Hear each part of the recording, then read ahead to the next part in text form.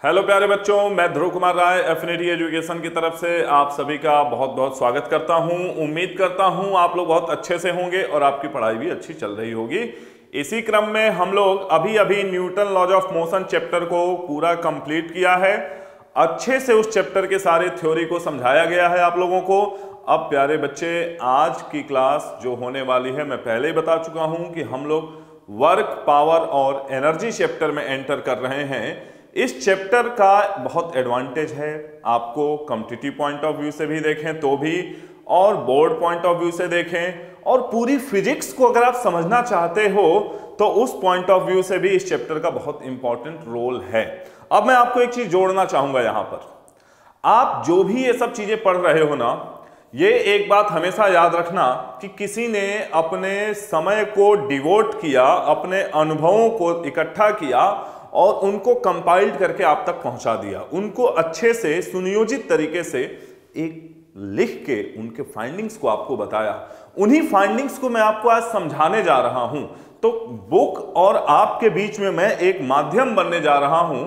तो आइए इस माध्यम को अच्छे से पकड़ने की कोशिश करिए, समझने की कोशिश करिए, और जो जो कहता हूं उसको नोट्स जरूर बनाते चलना प्यारे बच्चे। नोट्स बनता रहेगा तो at the end of the day आप महसूस करेंगे कि क्लास बहुत ही अच्छी हुई है। तो चलो बिना देर किए शुरू करते हैं वर्क, पावर एंड एनर्जी, जिसमें सबसे पहले बच्चे आज की क्लास का जो एम है वो है वर्क डन के बारे में समझना, और उसमें भी work done bye constant force के बारे में। क्योंकि देखो, वर्क डन में हम दो तरह के वर्क डन लेंगे, एक तो कांस्टेंट फोर्स वाला और दूसरा वेरिएबल फोर्स वाला। तो इन दोनों के बारे में आपको समझाऊंगा, धीरे धीरे समझाऊंगा। पहले आपको शुरू कर रहा हूं आज वर्क के बारे में कि वर्क होता क्या है। सबसे पहले आप देखो ध्यान से, वर्क की जब भी बात आती है तो लोग एक डेफिनेशन ढूंढने लगते हैं। बच्चे, वर्क की कोई बहुत प्रॉपर डेफिनेशन आपको मिलने वाली नहीं है, लेकिन वर्क को समझा जा सकता है, वर्क को समझाया जा सकता है। जैसे आपने अगर किसी बॉडी पर फोर्स लगाया और फोर्स लगाने से वो बॉडी कुछ डिस्प्लेस हो गई, तो ये दो चीजों पे ध्यान देना। मैंने कहा कि एक बॉडी है, उस बॉडी पर आपने फोर्स लगाया और फोर्स लगाने की वजह से बॉडी हो गई डिस्प्लेस। तो ये जो पूरा सिनेरियो है, इसमें आप बोल सकते हो कि आपने कुछ काम किया है, वर्क डन हुआ है, आपने कुछ वर्क जरूर किया है जिसकी वजह से एक बॉडी एक जगह से उठ के दूसरी जगह चली गई। इसमें ये दोनों का बड़ा इंपॉर्टेंट रोल है, फोर्स का भी और डिस्प्लेसमेंट का भी। अगर ये दोनों में से एक भी मिसिंग है तो सिंपल सी बात याद रखिएगा कि वर्क डन जो है वो नहीं होगा। तो इस पॉइंट को जरा नोट करेंगे। पहला point, work is said to be done by a force when the body displaces itself in the direction of the force for the work to be done, two conditions to be fulfilled, जो मैं already आपको बता चुका हूं। पहला क्या कि उस पर फोर्स अप्लाई होना चाहिए, फोर्स मस्ट बी अप्लाइड। और दूसरा केस क्या होना चाहिए बेटे कि ये जो फोर्स आपने अप्लाई किया है वो कुछ डिस्प्लेसमेंट करे in the direction of force. आपने फोर्स लगाया तो फोर्स की डायरेक्शन में कुछ डिस्प्लेसमेंट होना चाहिए। अगर ये नहीं हो रहा है तो फिर वर्क नहीं बोला जाएगा। ठीक है, इसके लिए हम लेते हैं, हेडिंग डाल लीजिए आप लोग, work done by a constant force. Constant force का मतलब क्या है? एक ऐसा फोर्स जिसकी वैल्यू ना तो बढ़ रही है और ना ही घट रही है। थ्रू आउट द मोशन आपने बॉडी को एक जगह से, इस जगह से इनिशियल से फाइनल तक मूव कराया बाय डिस्प्लेसमेंट एस, लेकिन इस पूरे डिस्प्लेसमेंट में फोर्स की वैल्यू ना तो इंक्रीज की और ना ही डिक्रीज की। इसके लिए देखें, जैसे एक ब्लॉक यहां पर दिखा रखा है, हम लोगों ने एक फोर्स ले लिया, इस पर फोर्स आपने लगा दिया एफ, ये इस डायरेक्शन में थीटा एंगल बना रहा है ये हॉरिजॉन्टल से। तो बेटे इस फोर्स के दो कंपोनेंट बनेंगे, ये अब सबको पता है क्योंकि हम लोग न्यूटन लॉज ऑफ मोशन को ऑलरेडी डिस्कस कर चुके हैं। एक कंपोनेंट बनेगा वर्टिकल कंपोनेंट और एक कंपोनेंट बनेगा हॉरिजॉन्टल कंपोनेंट। और डिस्प्लेसमेंट की डायरेक्शन में फोर्स का जो कंपोनेंट है वो कौन सा बना? वो बना एफ कॉस थीटा। तो F cos theta into S, जब आप इन दोनों को लोगे तो आप बोलोगे कि वर्क के बराबर है ये। ठीक है, इसी को आप ऐसा भी लिख सकते हो बेटे, W equal to F dot S, क्योंकि हम लोगों ने तो वेक्टर भी पढ़ लिया है ना, मोशन इन अ प्लेन के अंदर में हमने वेक्टर डिस्कस किया था। तो हमने ये देखा था कि अगर दो क्वांटिटी हैं, दोनों ही वेक्टर हैं, एक फोर्स हो गया दूसरा डिस्प्लेसमेंट हो गया, तो इन दोनों का डॉट प्रोडक्ट जो होगा वो एफ एस कॉस थीटा होगा। अच्छा, इसको चाहे आप ऐसे लिखो या फिर एस डॉट एफ लिखो, बात तो एक ही है ना, क्योंकि दोनों वेक्टर प्रोडक्ट और स्केलर प्रोडक्ट में अंतर यही है कि ए डॉट बी जो होता है वो बी डॉट ए के बराबर होता है स्केलर वाले में, लेकिन स्केलर यानी डॉट वाले में। लेकिन जब आप क्रॉस प्रोडक्ट की बात करते हो ना बच्चे, तो क्रॉस प्रोडक्ट में ऐसा नहीं होता। क्रॉस में A cross B is equals to minus of B cross A, ये पॉइंट आपके दिमाग में होना चाहिए, ठीक है। तो यहां पर हमने देखा कि डिस्प्लेसमेंट अगर एस हो रहा है और एफ कॉस थीटा वाले कंपोनेंट की वजह से हो रहा है, तो एफ एस कॉस थीटा आपकी ये वैल्यू प्रोड्यूस हो जाएगी। क्लियर है, नोट कर लीजिएगा इसको। और इसलिए आप लिखेंगे कि ये जो है एक स्केलर क्वांटिटी है। कैसी क्वांटिटी है बेटे, लिखते रहिएगा, work is a scalar quantity. कैसी क्वांटिटी है बच्चों, स्केलर क्वांटिटी है, लिख लीजिएगा इसको, है ना। Work is a scalar quantity, ठीक है, देख रहे हैं आप लोग, या डॉट प्रोडक्ट है, नोट करते चलें इसको।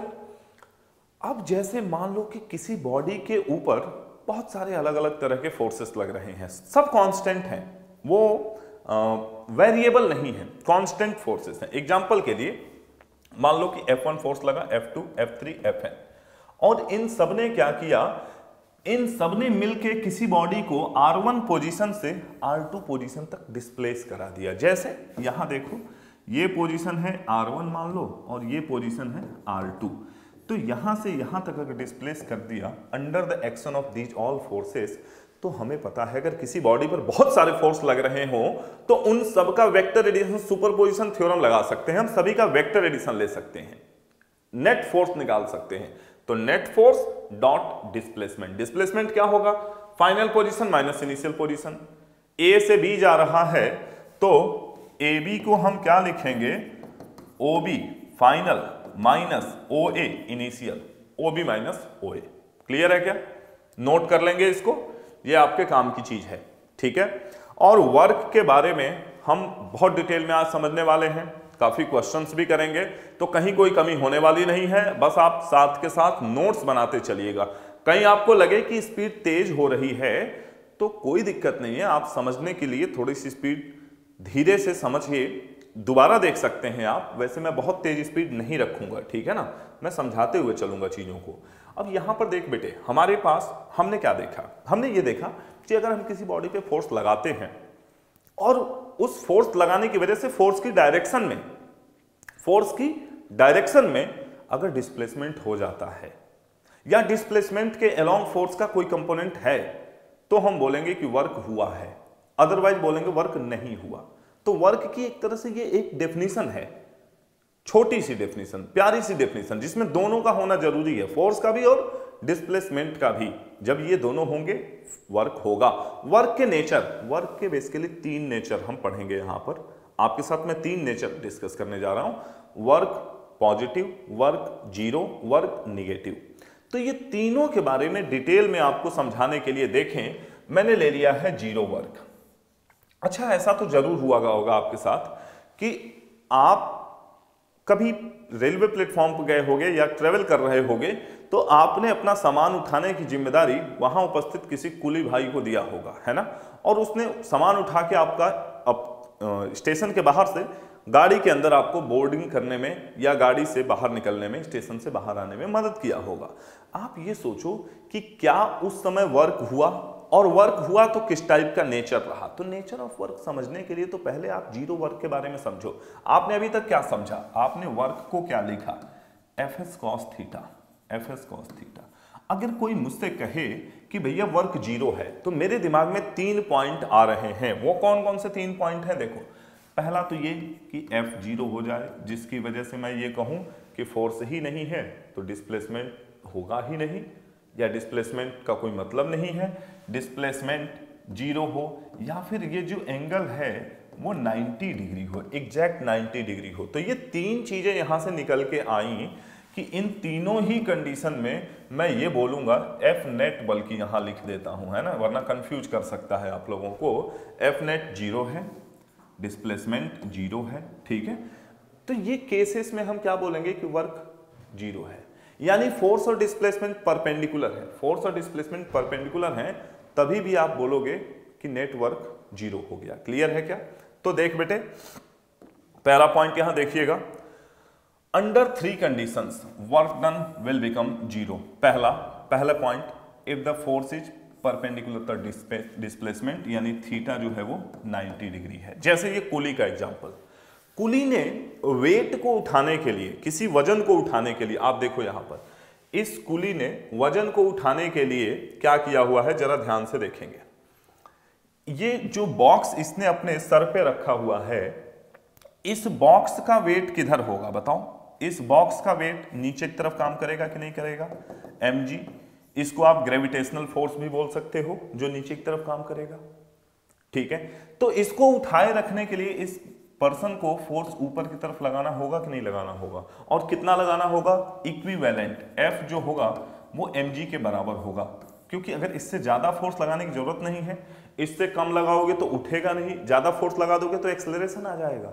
एक्सेलरेशन नहीं आना चाहिए, याद रखना, वर्क की जब बात हो रही है तो कांस्टेंट फोर्स, एक्सेलरेशन नहीं आना चाहिए, नेट फोर्स बैलेंस रहना चाहिए, ठीक है। अब डिस्प्लेसमेंट, अगर ये डिस्प्लेसमेंट इस डायरेक्शन की तरफ कर रहा है, यानी प्लेटफॉर्म पे चल रहा है, प्लेटफॉर्म पे, तो प्लेटफॉर्म पर चलते हुए क्या होगा, डिस्प्लेसमेंट ये होगा, और देखो थीटा कितना हुआ, 90 हुआ, तो इस केस में वर्क डन 0 होगा। लेकिन अगर यही सीढ़ियों पे चढ़ेगा, अप स्टेयर्स या डाउन स्टेयर्स, तो अप स्टेयर्स में ये वर्क करेगा और पॉजिटिव वर्क करेगा। क्यों? क्योंकि जैसे जैसे ये ऊपर चढ़ेगा सीढ़ियों पे, देखो जरा ध्यान से, जैसे यहां पर खड़ा है, यहां से यहां आया, यहां से यहां आया, यहां से यहां, इस पॉइंट तक पहुंचा, तो इसने इस पॉइंट से इस पॉइंट तक की h डिस्टेंस, h हाइट को कवर किया कि नहीं किया बताओ? और फोर्स भी ऊपर लग रहा है और डिस्प्लेसमेंट भी ऊपर है, तो जब अप स्टेयर्स जाएगा तब तो वर्क होगा, बहुत घबराने की जरूरत नहीं है। सीढ़ियों पे जब ये ऊपर चढ़ेगा तो क्योंकि हाइट इंक्रीज कर रही है और फोर्स भी ऊपर ही लग रहा है, सर पे रखा हुआ है उसने बोझ और ऊपर की तरफ लेके जा रहा है, तो उस केस में तो वर्क होगा और पॉजिटिव होगा। लेकिन जब वो प्लेन सरफेस पर, या आप बोल सकते हो कि प्लेटफॉर्म पर वॉक करेगा, उस केस में वर्क डन जो होगा वो 0 होगा। इस बात को याद रखिए, ठीक है। तो इसी केस को मैं डिस्कस कर रहा था आपके साथ, देखते रहे। यहां पर पहला पॉइंट आप देख लीजिए इसमें कि when a coolie travels on a horizontal platform with a load on his head, work done against gravity by the coolie is 0, इस केस में, ठीक है। दूसरा, आप जब देखो सन के चारों तरफ सारे प्लैनेट्स घूम रहे हैं, ठीक है, क्यों घूम रहे हैं, क्यों घूम रहे हैं? मान लीजिए ये सन है और ये अर्थ है, ये क्यों रिवॉल्व कर रही है, और सन के चारों तरफ अर्थ क्यों रिवॉल्व कर रही है? और इसको रिवॉल्व करने के लिए कुछ जरूरी फोर्सेस होते हैं, और वो फोर्स कौन सा है? सेंट्रीपिटल फोर्स है। वो कहां से मिल रहा है? तो जवाब है कि सेंट्रीपिटल फोर्स तो इन दोनों के ग्रेविटेशनल एक्सेलरेशन की वजह से मिल रहा है, लेकिन at each and every instant what is happening, displacement is perpendicular to the centripetal force, as a result of which net work is 0। देखिएगा इस पॉइंट को, when a body moves in a circle the work done by the centripetal force is 0, ठीक है। एक और example लेते हैं, देखेंगे यहां पर, in case of motion of a charged particle in a magnetic field is always perpendicular to motion, work done by this force is always 0। ये जब आप 12th में आओगे ना, 12th में जब आप आओगे तो आपको पता चलेगा कि सर्कुलर ट्रैक पर मान लो मैग्नेटिक फील्ड अंदर की तरफ है, मैग्नेटिक फील्ड अंदर की तरफ है, तो ये v वेलोसिटी है। इस केस में भी एंगल क्या बन रहा है? फोर्स इधर की तरफ, और ये, तो ये अगर 12th के स्टूडेंट हैं आप या 12th पास हैं तो आप समझ सकते हैं कि फ्लेमिंग लेफ्ट हैंड रूल या राइट हैंड पाम रूल से हम डायरेक्शन निकाल लेते हैं। मैग्नेटिक फील्ड अंदर है, मोशन ऊपर है, तो फोर्स अंदर की तरफ। इस पॉइंट पर अगर हम बात करें तो वेलोसिटी तो ये हो जाएगी, मैग्नेटिक फील्ड अंदर, मोशन इधर, फोर्स नीचे की तरफ। तो आप देखो फोर्स हमेशा डिस्प्लेसमेंट के परपेंडिकुलर है, तो उस केस में भी वर्क डन क्या होगा, zero. It means when charge particle is moving in a magnetic field then also work done will be zero. Clear है क्या? नोट कर लीजिएगा। आगे सेकंड केस, मैंने कहा अभी तो हम एंगल के बारे में डिस्कस कर रहे थे और एंगल से रिलेटेड एग्जांपल्स ले रहे थे। अब हम एग्जांपल जो लेने जा रहे हैं उसमें क्या है कि डिस्प्लेसमेंट जीरो है, यानी फोर्स तो आप लगा रहे हो लेकिन डिस्प्लेसमेंट जीरो है। जैसे एक व्यक्ति वो खड़ा होकर ट्रक को धक्का देने लगे और ट्रक खड़ा है। एक सिंगल व्यक्ति मुझे लगता है कि ट्रक को धक्का नहीं दे सकता है। आप कार को धक्का दे सकते हैं, आप बस को धक्का देने की कोशिश करेंगे तो दिक्कत होगी क्योंकि उसका इनर्शिया ज्यादा है बस का, ट्रक का भी इनर्शिया ज्यादा है। आप ट्रेन को धक्का देने की कोशिश करेंगे, नहीं गिरा पाएंगे। आप दीवार है, कोई दीवार है ना, दीवार को धक्का देना शुरू करिए, क्या आपको लग रहा है दीवार गिर जाएगी? नहीं गिरेगी भाई, दीवार नहीं मूव कर रही अगर, इसका मतलब डिस्प्लेसमेंट जीरो है। आप कोशिश तो कर रहे हो बट डिस्प्लेसमेंट जीरो है। तो उस केस में भी क्या होगा, वर्क डन जीरो होगा। जैसे ये देखिए ना, यहां पर एक व्यक्ति है, ये व्यक्ति इस बड़े से चट्टान को, वैसे ही ससुरा आलू दिख रहा है भाई, आलू टाइप दिख रहा है ना, लेकिन चलिए ठीक है, मान लीजिए आलू नहीं है, ये एक चट्टान है, पत्थर है ना, चट्टान है या एक बड़ा स्टोन समझ लीजिए। तो इस पत्थर को जब ये धक्का देने की कोशिश कर रहा है तो ये मूव नहीं कर रहा है, इसका मतलब वर्क डन जीरो है। ठीक है, समझ गए क्या? जैसे यहां लिखा हुआ है, लिख लीजिएगा, when a person tries to displace a wall or heavy stone by applying force and it does not move, then work done is zero. दूसरा, a weight lifter does work in lifting the weight off the ground but does not work in holding it up. अगर कोई, इसको समझिए जरा, समझते हैं। मैंने कहा ना कि आप किसी बॉडी को अगर ऊपर उठाने की कोशिश कर रहे हैं एफ फोर्स लगा के, तो आप कम से कम उसके वेट के बराबर तो फोर्स लगा ही रहे हो, तभी उठेगा, अदरवाइज नहीं उठेगा। और वर्क से, वेट से ज्यादा फोर्स लगाना नहीं है, क्योंकि अगर उससे ज्यादा फोर्स लगा दोगे तो एक्सेलरेशन आ जाएगा, वो काम नहीं करना है, याद रखना। तो आपने इसको लगाया और मान लो कि यहां से यहां तक उठा लिया, इस पॉइंट ए से बी तक लेके आ गए, तो वर्क आपने किया, वर्क पॉजिटिव है क्योंकि वर्क और फोर्स, डिस्प्लेसमेंट और फोर्स दोनों एक ही डायरेक्शन में है, लेकिन उस पॉइंट पर पकड़ के रखा हुआ है तो फोर्स तो वो अभी भी लगा रहा है। पॉइंट टू बी नोटेड, ध्यान रहे, फोर्स लगा रहा है। क्यों? क्योंकि अगर फोर्स नहीं लगाएगा तो वो गिरेगा, छूट के नीचे गिरेगा, लेकिन पकड़ के रखने में वो कोई वर्क नहीं कर रहा है क्योंकि डिस्प्लेसमेंट जीरो है। इसी बात को यहां पर डिस्कस किया गया है। दूसरा एक पॉइंट और देख लीजिए, इसमें क्या लिखा हुआ है अपने पास कि if there is no force acting on the body. ये तो सिंपल सी बात है, अगर आप फोर्स नहीं लगाओगे तो वर्क जीरो होगा। जैसे स्पेस में अगर कोई बॉडी मूव कर रही है तो आप कोई पर्टिकुलर फोर्स लगा के थोड़े, वो तो ग्रेविटी नहीं है वहां पे, वो मूव किए जा रही है ना, ग्रेविटी है नहीं वहां पे, स्पेस में ग्रेविटी नहीं है, वो एक जगह से दूसरी जगह मूव कर रहा है। ग्रेविटी होती तो नीचे आ जाता है ना, जैसे इसको छोड़ा हमने, ये नीचे आ गया, अब इसको स्पेस में छोड़ दी तो ऐसे तैर रहा है, तो ये वर्क डन नहीं है क्योंकि फोर्स नहीं है वहां पे। ठीक है ना, चलिए आगे बढ़ते हैं हम लोग, दूसरा नेचर लेते हैं इसका। और दूसरा नेचर बड़ा फेमस नेचर आपका पॉजिटिव नेचर, क्योंकि देखो भाई वर्क तीन तरह का होता है, पॉजिटिव, नेगेटिव और जीरो। जैसे दिन भर पढ़ाई किया, आउटपुट कुछ नहीं आया, तो वर्क डन कैसा हुआ जी? जीरो हुआ, नहीं हुआ? जीरो हुआ ना। और कोई थोड़ा सा पढ़े, 1 घंटा 2 घंटा 4 घंटा 6 घंटा पढ़ना शुरू किया, उसको सब समझ में आ रहा है, कंस्ट्रक्टिव पॉजिटिव है।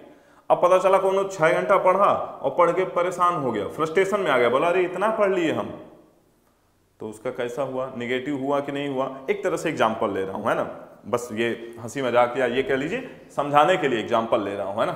तो पॉजिटिव वर्क की बात करते हैं। अच्छा सुनो भैया, पॉजिटिव वर्क क्या होगा? मेरे दिमाग से मुझे ये लग रहा है कि अगर मैं फोर्स लगा रहा हूं और फोर्स की डायरेक्शन में डिस्प्लेसमेंट हो जाए, फोर्स की डायरेक्शन डिस्प्लेसमेंट, जिधर फोर्स लगा रहा हूं उधर ही बॉडी केवल चलता रहे, यानी डिस्प्लेसमेंट और फोर्स के बीच का जो एंगल है वो 0 से 90 डिग्री के बीच में रहे, इससे ज्यादा ना हो, एक्यूट एंगल हो, तब तो मैं बोलूंगा कि वर्क पॉजिटिव है। तो इसके लिए देखिएगा जो थीटा है वो एक्यूट होना चाहिए। कैसा होना चाहिए? बहुत एक्यूट होना चाहिए भैया। और एक्यूट रहेगा मतलब 90 से 0 के बीच में। 90 नहीं होना चाहिए, देखिए ये लिखा हुआ है 0 से 90 के बीच में रहेगा तो वर्क डन हम बोलेंगे कि पॉजिटिव है। लिखिए positive work means that force is parallel to displacement, या फिर इसका कंपोनेंट डिस्प्लेसमेंट के डायरेक्शन में हो। एग्जांपल के लिए ये F है तो F भले S की डायरेक्शन में नहीं है लेकिन F का एक कंपोनेंट कॉस कंपोनेंट है ना इधर। तो ये बात बहुत जरूरी बात है समझने के लिए, कंपोनेंट भी होगा तो चलेगा। ठीक है क्या? नोट कर लीजिए इसको, फटाफट नोट करिएगा। अब एग्जांपल लेते हैं इसका, जैसे हाँ ठीक है एक स्टेटमेंट मुझे दिखी, इसको जरा नोट करेंगे आप लोग कि the positive work signifies that external force favours the motion of the body. इसका मतलब क्या है? इसका मतलब यह है कि आप जब किसी बॉडी पर फोर्स लगा रहे हो, वर्क डन पॉजिटिव है, मतलब वो उसके मोशन में स्पीड को बढ़ाने का काम कर रहा है, ना कि घटाने का। आपके फोर्स लगाने की वजह से वो मोशन को फेवर कर रहा है, मोशन को अपोज नहीं कर रहा। निगेटिव वाले केस में देखेंगे कि वर्क डन जब निगेटिव होगा तो अपोज करेगा, फेवर नहीं करेगा, it will oppose the motion. ठीक है ना? तो यहां पर इस बात को आप नोट कर लीजिएगा, अच्छी बात है ना? अच्छी बातों को नोट करते चलना चाहिए, जहां मिले वहीं से लपेट लेना चाहिए, है ना? पहला पॉइंट, जैसे एक घोड़ा गाड़ी या ट्रैक्टर ट्रॉली में आप देखते हो कि ट्रैक्टर या ट्रेन का इंजन और बाकी कैरेजेस को ले जाने के लिए इंजन अपना फोर्स लगा के उनको खींचता है, और जिस डायरेक्शन में इंजन जाता है उसी में बाकी कोचेस या बाकी बोगियां जाती हैं। वैसे ही अगर हम हॉर्स कार्ट की बात करें तो घोड़ा जिधर भागेगा भैया गाड़ी उधर ही भागेगी, अगर कनेक्शन बना हुआ है तो। अब ऐसा ना हो कि कहीं चढ़ रहा और घोड़ा अलग हो जाए, गाड़ी अलग हो जाए, है ना? तो ये देखें, when a horse pulls a cart the applied force and displacement are in the same direction and hence work done will be positive. दूसरा पॉइंट देखो दोस्त, अब ये एक दोस्त दिख रहा है अपना, है ना? और ये क्या कर रहा है इसको देखते हैं हम लोग। ये जिम में है लग रहा है ना? जिम में है तो मैं तो बता ही चुका हूं, ये जिम का ये जो डंबल इसने उठा रखा है या वेट लिफ्टिंग मशीन जो ये वेट लिफ्ट किया हुआ है इसने, इसको नीचे से ऊपर ले जाने के लिए उसने फोर्स लगाया है। देखिए ना, आदमी ने फोर्स लगाया ऊपर की तरफ और बॉडी भी डिस्प्लेस हो गई, तो वर्क डन क्या होगा? पॉजिटिव। लेकिन अगर ये वहीं पकड़ के चुपचाप खड़ा है तब वर्क डन क्या होगा? उस समय पॉजिटिव नहीं होगा। ठीक है ना? उस समय 0 होगा, याद रखिएगा। तो ये लिफ्टिंग वाली बात हो रही थी। दूसरा, आप लोगों ने इस लॉन रोलर को जरूर देखा होगा, है ना? तो लॉन रोलर को या तो आप पुश करो या पुल करो, है ना? पुश करो या फिर पुल करो, फोर्स तो लगाओगे, और फोर्स का एक कंपोनेंट हमेशा डिस्प्लेसमेंट के डायरेक्शन में ही रहेगा। आप पुश और पुल वाला क्वेश्चन मेरे साथ पिछले चैप्टर में देख चुके हो। तो दोनों ही केस में either you are pulling a lawn roller और you are pushing it, है ना? In both of the cases work done will be positive because one of the component let it be you are pulling it, है ना?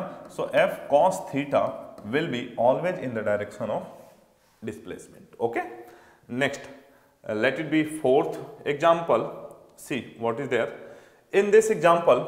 आप देख सकते हो कि एक पर्सन है जो इस स्प्रिंग के ऊपर फोर्स लगा के इसको खींचने की कोशिश कर रहे हैं। तो जब आप स्प्रिंग को खींचोगे ना तो स्प्रिंग आगे की तरफ डिस्प्लेस होगा, और आपने तो फोर्स भी आगे की तरफ ही लगाया है, तो इसलिए work done bye you will be positive. लेकिन अगर वर्क डन बाय स्प्रिंग बात करें, work done bye restoring force developed in the spring बात करें, वो निगेटिव होगा, क्योंकि डिस्प्लेसमेंट भले इधर हो रहा है लेकिन रीस्टोरिंग फोर्स तो पीछे लगेगा ना। और आपको बता दूं कि रीस्टोरिंग फोर्स होता है -kx। ये माइनस साइन इसी बात को बताता है कि डिस्प्लेसमेंट और फोर्स दोनों एक दूसरे के 180 डिग्री पर हैं, अपोजिट है, डायरेक्शन में नहीं है। यहां पे बात हो रही है वर्क डन इन स्ट्रेचिंग, है ना? एक्सटर्नल फोर्स की वजह से, रीस्टोरिंग फोर्स की वजह से नहीं। क्लियर है क्या? नोट कर लीजिएगा इसको। आगे देखते हैं, निगेटिव फोर्स की बात करने वाले हैं हम लोग। अब निगेटिव फोर्स में ये फिर बॉडी बिल्डर का एग्जांपल हम लोग लेंगे, है ना? बॉडी बिल्डर जब उसको नीचे की तरफ लेके आता है अपने हाथ में उठाए हुए वेट को, तब वर्क क्या होता है। अब यहां पर देखो भाई, निगेटिव वर्क डन की बात है तो निगेटिव वर्क तब बोला जाएगा जब एंगल ऑब्ट्यूस हो जाए। एंगल के टर्म में एंगल ऑब्ट्यूस हो जाए मतलब 90 से बड़ा और 180 के बराबर या 180 से छोटा, इस केस में क्या होगा कि अगर फोर्स इधर लग रहा है तो फोर्स और फोर्स का एक कंपोनेंट अपोजिट हो जाएगा इसके, ठीक है क्या? जरा देखिएगा, यहां लिखिएगा, negative work means that force और its component is anti parallel और अपोजिट टू द डिस्प्लेसमेंट। आप इसके लिए नोट कर लीजिएगा, थीटा की वैल्यू 90 से लेके 180 के बीच में कुछ भी अगर रहे, 90 नहीं होना चाहिए बस, है ना, 90 से 180 तक, 180 तक, ठीक है? तो इस पॉइंट को नोट करते चलेंगे। The negative work signifies that external work opposes the motion of the body. ये मैं आपको बता चुका हूं। एग्जांपल के लिए, अगर आप किसी गाड़ी का इंजन, चलती हुई गाड़ी का इंजन बंद कर दीजिए, गाड़ी की कुछ स्पीड है 20 किलोमीटर पर आवर, अब धीरे धीरे क्या होगा, वो गाड़ी की स्पीड घटती रहेगी क्योंकि इंजन ने काम करना बंद कर दिया है, तो एक्सटर्नल सपोर्ट जो मिल रहा था वो बंद हो चुका है। अब फ्रिक्शन हमेशा आपने पढ़ा है ना पिछले चैप्टर में कि बॉडी जब ही आगे मूव करती है v स्पीड से तो फ्रिक्शन पीछे काम करने लगता है। इसका मतलब अगर डिस्प्लेसमेंट आगे है तो फ्रिक्शन पीछे है, 180 डिग्री पर है। तो ये जो फ्रिक्शन है, क्योंकि मैं बता चुका हूं कि ये वैसे भी नॉन कंजर्वेटिव फोर्स है, work done against friction is always a type of loss. तो एनर्जी कहीं लॉस में जा रही है तो वो अपोज करेगा मोशन को, भैया याद रखना इस बात को, है ना, भूलना नहीं। अब आगे देखना, सुनते चलो दोस्तों, सुनते चलो। इसको पहला पॉइंट लिखिएगा, when a person lifts a body from the ground the work done by the force of gravity is negative. मैंने क्या कहा, जब आप उठा रहे हो, वेट को उठा रहे हो, तो work done bye you positive है, लेकिन work done by gravity negative है। क्यों? क्योंकि ग्रेविटी, ये वेट है, इसको आप देखो ध्यान से, ग्रेविटी तो नीचे काम करेगी ना वेट, और डिस्प्लेसमेंट हो रहा है ऊपर, तो दोनों के बीच का एंगल थीटा 180 हुआ कि नहीं हुआ? तो ये 180 अगर है बच्चे तो फिर नेगेटिव होगा। क्लियर है? वर्क क्या होगा? नेगेटिव। दूसरा यहां पर देखें, when a body is made to slide over a rough surface the work done by frictional force is negative. ये मैं आपको बता चुका हूं, अभी गाड़ी का एग्जांपल लिया था मैंने। वर्क डन निगेटिव होता है जिसकी वजह से उसकी एनर्जी का लॉस होता रहता है और वैल्यू जो होती है बाद में फाइनल वेलोसिटी की जो होती है वो जीरो हो जाती है, ठीक है। थर्ड एग्जांपल लेते हैं हम लोग, when a positive charge is moved towards another positive charge the work done by the electrostatic force between them is negative. ऐसा क्यों? ऐसा क्यों?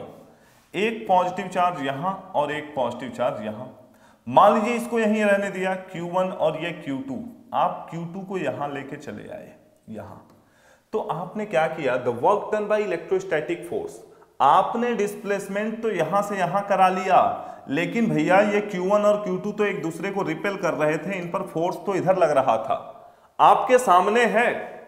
You can take the decision very quickly and easily too, भैया force, electrostatic force तो इधर लग रही है लेकिन डिस्प्लेसमेंट दूसरी तरफ है। हाँ, अगर एक्सटर्नल फोर्स की वजह से अप्लाइड फोर्स, क्योंकि भाई यहां से यहां मूव कराने में आपने कुछ फोर्स तो लगाया होगा ना एक्सटर्नल, बिना वर्क डन अगेंस्ट, बिना वर्क किए, बिना आपके फोर्स लगाए तो ये यहां से यहां आया नहीं होगा। तो work done bye you positive है लेकिन work done by electrostatic force positive नहीं है।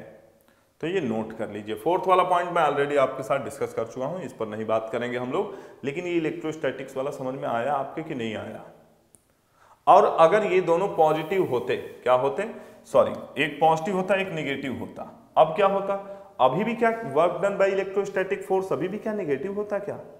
नहीं, बिल्कुल नहीं। देखिएगा ध्यान से, आप इसको ये इधर की तरफ खींच रहा है और यही वाला उठ के यहां चला आया, तो डिस्प्लेसमेंट भी इधर और फोर्स भी इधर। क्लियर है ना? तो नोट कर लेंगे इसको। अब देखो भाई, वर्क के तीन नेचर के बारे में हम बात कर चुके हैं। वर्क हमारे पास है कितने तरह का, पॉजिटिव है, निगेटिव है और है जीरो। ये तीनों हम समझ चुके हैं। एंगल के केस में एंगल जीरो से 90 के बीच में है, पॉजिटिव वर्क डन, बिल्कुल 90 है, जीरो वर्क डन। और अगर 90 से लेकर, not 90 but starting from 90 to 180, equivalent to 180, उन सभी केसेस में वर्क डन निगेटिव ही होगा। तो वर्क डन का यूनिट और डायमेंशन भैया अभी तक आपने क्या पढ़ा, वर्क डन क्या होता है F into S into cos theta. अब भैया इसका तो कोई यूनिट है नहीं, नो यूनिट, ठीक है। तो ऐसे में ये newton metre, newton into metre, ये माइनस नहीं है, न्यूटन मीटर है, ठीक है। ये तो इसकी यूनिट हो गई। अच्छा, इसको जूल भी बोलते हैं, क्या बोलते हैं, जूल। न्यूटन मीटर जो है इक्विवेलेंट है जूल के, एसआई यूनिट के, ठीक है। और इसका डायमेंशन अगर निकालना चाहें तो ml/t-2, ठीक है, क्योंकि फोर्स का होता है ml/t-2 और मीटर हो गया लेंथ के लिए, ठीक है। तो ml/t-2 याद रखेंगे, ठीक है। और इसकी यूनिट मैं आपको बता चुका हूं, दो तरह की, एब्सोल्यूट यूनिट और एसआई यूनिट, ठीक है। देखो भैया, एसआई यूनिट में जूल जो है वो किसके बराबर है, जूल कब बोलेंगे कि 1 जूल वर्क हुआ है, एब्सोल्यूट यूनिट डिफाइन करिए। 1 जूल वर्क कब होगा, जब 1 न्यूटन का फोर्स लगा के किसी बॉडी पर और आपने उसमें डिस्प्लेसमेंट कितना करा दिया, 1 मीटर करा दिया, तभी तो आप बोलोगे कि वर्क डन कितना हुआ है, वर्क डन हुआ है कितना, आपको दिख रहा है ना, 1 जूल, ठीक है भैया। चलिए आगे बढ़ते हैं हम लोग, ध्यान से देखेंगे। सीजीएस में इसकी यूनिट अगर बात की जाए तो अर्ग होती है, ये तो हम पहले भी बात कर चुके हैं, जब हम पढ़ रहे थे यूनिट एंड मेजरमेंट पढ़ रहे थे तो वहां पर हमने बात किया था, याद आ रहा है आप लोगों को, अर्ग के बारे में बात किया था। और 1 जूल जो है वो कितना निकाला था हम लोगों ने, 10⁻7 अर्ग निकाला था, याद करने की कोशिश करिएगा, ठीक है। तो ये याद रखिएगा, ठीक है। अर्ग जो है डाइन इंटू सेंटीमीटर होता है ये, ठीक है। और रिलेशन ये मैं आपको बता चुका, क्लियर है क्या। अच्छा, एक यूनिट आपको मिलेगी ग्रेविटेशनल यूनिट, नोट करते चलिएगा। ग्रेविटेशनल यूनिट क्या मिलेगी, जैसे आपको कई जगह मिल जाएगा केजीएफ, केजीएफ वो वाला नहीं जो आप समझ रहे हैं ना, ये किलोग्राम फोर्स है, किलोग्राम फोर्स है ना। तो किलोग्राम फोर्स मतलब 1 केजीएफ की अगर हम बात करें तो 9.8 न्यूटन, ये याद रखेंगे। केजीएफ को न्यूटन में बदलने के लिए आप 9.8 का उसमें मल्टीप्लाई कर सकते हो, स्मॉल जी का मल्टीप्लाई कर सकते हो, ठीक है। इसका मतलब ये है कि इक्विवेलेंट वेट है, ठीक है। आगे वो 980 अर्ग में आप कन्वर्ट कर सकते हो, ठीक है बच्चे। तो ये सारी बातें ध्यान से देखो भाई, ऐसा नहीं है कि कोई बहुत बड़ी बड़ी चीजें हो रही हैं, सारी एक लिमिटेड टाइम की बातें हो रही हैं और बड़ी अच्छी अच्छी बातें हो रही हैं, टू द पॉइंट बात हो रही है, जो हमें चाहिए वही बात कर रहे हैं हम। हमें नहीं करना पीएचडी, लेकिन हमें इतनी जानकारी जरूर होना चाहिए, कोई क्वेश्चन हमारे सामने गिर जाए, आ जाए तो छूटना भी नहीं चाहिए, है ना, छूटना नहीं चाहिए बिल्कुल भाई। तो देखो भैया, पहला वाला एक क्वेश्चन शुरू करते हैं हम लोग। अब ये सब यूनिट वगैरह तो कैसे कन्वर्ट होगा वो आप देख ही चुके हो, है ना। तो पहला क्वेश्चन लेते हैं, a cyclist comes to a skidding stop in 10 metre, यानी स्किड करते हुए 10 मीटर में वो रुक जाता है। मान लो पहले कुछ u मीटर पर सेकेंड से वो मूव कर रहा था, फाइनल वेलोसिटी उसकी हो गई 0 मीटर पर सेकेंड, कितने देर में, 10 मीटर कवर करने के बाद। During this process the force on the cycle due to road is 200 newton. मान लो ये साइकिल है, हालांकि ऐसे होगा नहीं, साइकिल को दिखाने के लिए हम ऐसे दिखा सकते हैं, ठीक है, ऐसे ही दिखा लेते हैं। इस पर 200 न्यूटन फोर्स लग रहा था और एक्चुअल में ये फ्रिक्शन फोर्स होगा, है ना, and is directly oppose to the motion. Simple बात है, ये बॉडी आगे जाने की कोशिश कर रही थी, v स्पीड से रोक दिया इसने। How much work does the road do on the cycle. अब भैया ऐसा है कि रोड का ये जो फ्रिक्शन है ना, ये बदलेगा नहीं, क्योंकि ये ना तो वेलोसिटी पे डिपेंड करता है, ना तो एरिया ऑफ कांटेक्ट पे डिपेंड करता है, ये डिपेंड करता है कि what is the coefficient of friction, that is roughness of the surface, ठीक है ना। तो ये तो कांस्टेंट रहेगा। अब पहला वाला पार्ट जो बोला है आपसे कि how much work does the road do on the cycle, कितना वर्क ये करेगा, साइकिल पर कितना वर्क करेगा, उसके लिए वर्क होगा force into displacement into cos 180 degree. तो ये -1 होगा। मैं नेचर की बात नहीं कर रहा हूं, मैं यहां पर केवल, क्योंकि क्वेश्चन में पूछा है वर्क डन, तो 200 इंटू 10 बोले तो 2000 जूल, इतना वर्क करेगा। क्लियर है क्या। ये है पहले वाले पार्ट का आंसर, फर्स्ट वाले का। Next, how much work does the cycle do on the road. ये ध्यान से देखिएगा, how much work does the road do on the cycle, वो 2000 निगेटिव का, निगेटिव का। लेकिन अगर हम साइकिल की बात करें तो सिंपल वो पॉजिटिव हो जाएगा। क्या हो जाएगा? वर्क डन पॉजिटिव का 2000 जूल, है ना। नेचर की बात हो गई, अब नेचर की बात हो गई, माइनस साइन। क्लियर है क्या? तो ये दोनों पार्ट आप समझ लीजिए, नोट कर लीजिए। आगे लेते हैं हम लोग पहला क्वेश्चन, क्लास एक्सरसाइज का पहला क्वेश्चन ले लेते हैं बच्चों। देखेंगे ध्यान से। इस क्वेश्चन में जो गिवन है पहले उसको नोट करते हैं, और मेरे सॉल्व करने से पहले आपने अगर सॉल्व कर दिया तब मैं मानूंगा कि आज हमने कुछ सीखा है। और अगर दिक्कत हो रही है तो सच बताऊं तो अभी सीखने की, दोबारा आप वीडियो को देख लीजिए। अगर आपको दिक्कत होती है, नहीं हो पा रहा है आपके मेरे सॉल्व करने से पहले, तो एक बार वीडियो को दोबारा देख लीजिए। चलिए मैं शुरू करता हूं।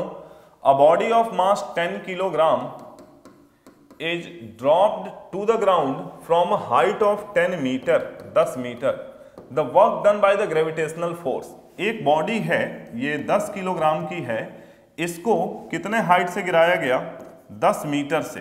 ठीक है, ये ग्रेविटेशनल बोला है, work done by gravitational force. तो ग्रेविटेशनल फोर्स यहां पर वेट के बराबर होगा, बोलो हाँ या ना। और वेट कितना लगेगा? m इंटू जी। अब सुनो भैया, वर्क डन होगा m इंटू जी इंटू एच, यानी फोर्स इंटू डिस्प्लेसमेंट, और वो पॉजिटिव ही होगा क्योंकि दोनों एक ही डायरेक्शन में दिख रहे हैं हमें। थीटा 0 डिग्री है, थीटा 0 डिग्री है, तो माइनस का तो सवाल ही नहीं है। ये दो ऑप्शन तो हो ही नहीं सकते हैं। समझ रहे हो आप बात को?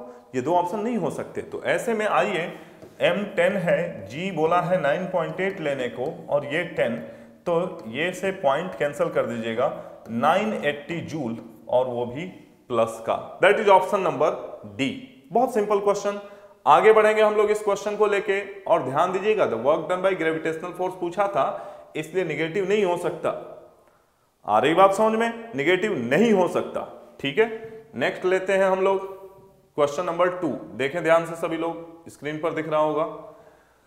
अ फोर्स कितना? F equal to 3I cap plus C J cap plus 2K cap acting on a particle causes a displacement, और डिस्प्लेसमेंट क्या है? -4I plus 2J plus 3K in its own direction. बोला है कि if the work done is 6 joule, find the value of C। बड़ा सिंपल question है दोस्त, मेरे से पहले जवाब तुम्हारा आ जाना चाहिए, दिक्कत होनी ही नहीं चाहिए। ठीक है, अब अगर आप कर चुके हो तो मैं भी कर रहा हूं, क्योंकि हमें पता है कि वर्क होता है F डॉट एस, यानी डॉट प्रोडक्ट इन दोनों का। तो वर्क तो दिया है ना 6 जूल, डॉट प्रोडक्ट ले लो। डॉट प्रोडक्ट में तो मैं सिखा चुका हूं ना, आई का आई के साथ, जे का जे के साथ, के का के साथ, बाकी सब छोड़ दो, क्योंकि इन्हीं का इनके साथ, आई का आई के साथ 1 होता है, जे का जे के साथ 1 होता है, उसी को ले लेते हैं। तो ये -12 हो जाएगा, क्योंकि आई इंटू आई 1 प्लस 2C प्लस 6 के डॉट के 1। ठीक है, तो ये 6 से 6 कैंसिल हो गया, ये माइनस है, इधर आके 12 इक्वल टू 2C, C की वैल्यू आ गई 6, C की वैल्यू कितनी आ गई? 6 आ गई। ठीक है क्या? ये है आपका आंसर इस पर्टिकुलर क्वेश्चन के लिए, और इसमें आपने कुछ भी नहीं किया सिवाय दोनों का डॉट प्रोडक्ट लेने के। ठीक है जी, चलो भैया, नोट करते रहें, नोट्स बनाते रहें, मुझसे पहले सॉल्व भी करते रहें। नेक्स्ट क्वेश्चन अपने पास आ गया है, क्वेश्चन नंबर 3। इस क्वेश्चन को पढ़ते हैं। A body of mass m is moving in a circle of radius r with a constant speed v. The force on the body is mv square by r and is directed towards the center. बिल्कुल सही बात है, centripetal तो अंदर ही लगेगा। What is the work done by this force in moving the body over half the circumference of the circle? Half the circumference of the circle, यानी कि यहां से, इस पॉइंट से, आप बोलो कि इस पॉइंट से लेके यहां तक लाने में कितना वर्क किया गया, किसके द्वारा? ये जो फोर्स अंदर की तरफ लग रहा था, यहां से शुरू किया था और यहां पर लेके आ गए हैं, तो वर्क डन क्या होगा? अच्छा, कहीं से कहीं भी लेके जाओ, at each and every point work done तो 0 ही होगा। वर्क डन 0 ही होगा क्योंकि परपेंडिकुलर है भैया, परपेंडिकुलर है भैया, एंगल 90 डिग्री है। क्या है? एंगल 90 डिग्री है, याद रखेंगे। ठीक है, भूलेंगे तो नहीं। चलिए नोट कर लीजिए इसको। नेक्स्ट देखिए, इस क्वेश्चन को देखते हैं अब। If the unit of force and length each be increased by 4 times.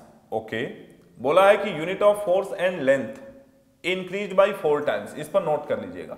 Then the unit of energy is increased by, simple अगर मैं वर्क बोलूं ना तो वर्क फोर्स इंटू लेंथ के बराबर ही होता है। फोर्स की यूनिट को 4 गुना कर दिया, ठीक है, और इसको भी 4 गुना कर दिया, ठीक है, तो हमें क्या दिख रहा है कि ये सिंपल 16 टाइम्स हो जाएगा, ठीक है ना भाई। वर्क और एनर्जी आप ये देखोगे, जैसे यूनिट वाइज तो आपको सेम दिखेगा, जूल है, और हम ये बोलते हैं एनर्जी को डिफाइन ही कैसे करते हैं, इस चैप्टर में देखेंगे हम लोग कि energy means what, capacity to do work, ठीक है। तो यहाँ पर फोर्स और लेंथ दोनों को आपने 4 गुना बढ़ा दिया यूनिट में, तो ये 16 टाइम्स हो जाएगा, ठीक है। आगे देखते हैं, इस क्वेश्चन को देखें, जो गिवन है उसको नोट किया जाए। A body moves a distance of 10 metre along a straight line under the action of 5 Newton force if work done is 25 joule. The angle which the force makes with the direction of the motion of the body, theta पूछा है।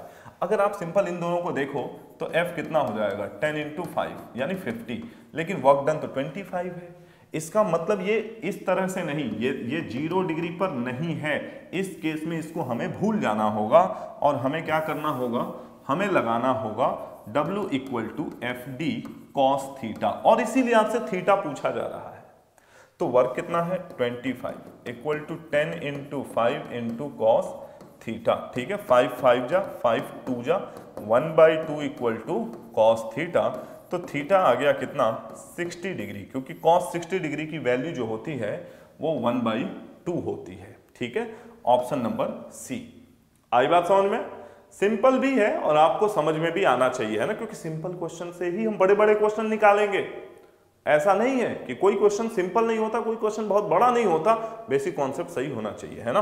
तो देखो भैया, इसको देखो, next वाला, ये next वाला क्या है, एक क्वेश्चन ये रहा आपका, if a body of mass 5 kilogram is placed at the origin, ठीक है, यानी ओरिजिन 0 0 पर, ठीक है, and can move only on the x axis, a force of 10 Newton is acting on it in a direction making an angle of 60 degree with the x axis, ठीक है। ये origin पर रखा हुआ है, 5 किलोग्राम की बॉडी है, और ये एक फोर्स इधर लग रहा है, कितने डिग्री का एंगल बनाता हुआ 60 degree, and it displaces it along the axis by 4 metre. यहां से यहां आ गया, ए ओरिजिन से ए तक आ गया 4 मीटर का डिस्प्लेसमेंट करके।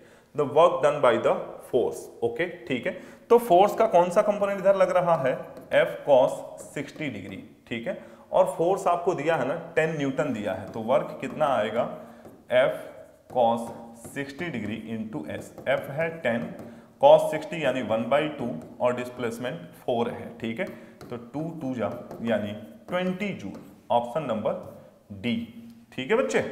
ऑप्शन नंबर डी आया यहां पर, और वो कितना आया 20 जूल के बराबर आया, ठीक है।